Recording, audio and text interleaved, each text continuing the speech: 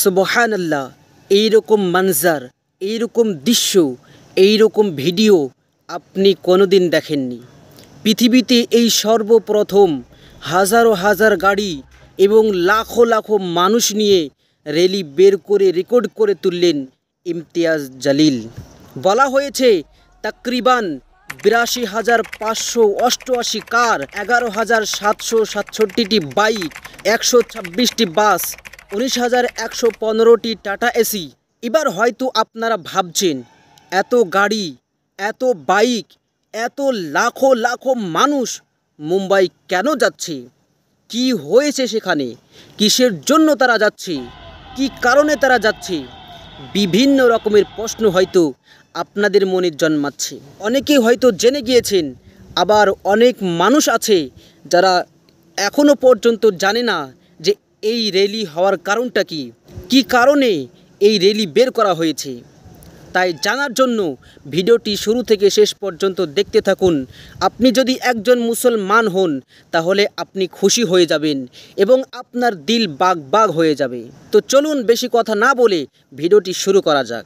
আপনারা হয়তো কিছুদিন পূর্বে শুনেছিলেন যে রামগিরি মহারাজ আমাদের প্রিয় নবী সাল্লাল্লাহু তাআলা আলাইহি ওয়াসাল্লামের শানে গুস্তাখি করেছে, যিনাকে আমরা নিজের মা বাবা, ভাই বোন, আত্মীয় স্বজন, ছেলে মেয়ে, টাকা পয়সা, জমি জায়গা, ধন সম্পদ এবং নিজের জানের থেকেও যিনাকে বেশি ভালোবাসি, তিনার শানে গুস্তাখি করেছি।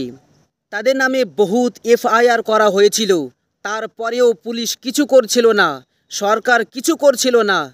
ইমতিয়াজ জলিল 23 তারিখ পর্যন্ত সময় দিয়েছিল, তারপরেও পুলিশ এবং সরকার কিছু করেনি। তাই সরকারের চোখকে খোলার জন্য, পুলিশদেরকে ঘুম থেকে জাগানোর জন্য ইমতিয়াজ জলিল ফয়সালা নিয়েছিল যে মুম্বাই যাব এবং রামগিরি মহারাজকে অ্যারেস্ট করাবো। সেই জন্য ইমতিয়াজ জলিল এভাবে র্যালি বের করেছে। তার দৃশ্য আপনারা স্ক্রিনে দেখতেই পাচ্ছেন যে কত বড় একটি র্যালি, তাও শুধু হাজারো হাজার গাড়ি আর লাখো লাখো মানুষের ঢল। এই র্যালি শুধু বের করা হয়েছে গুস্তাখে রাসূলদেরকে সাজা দেওয়ার জন্য।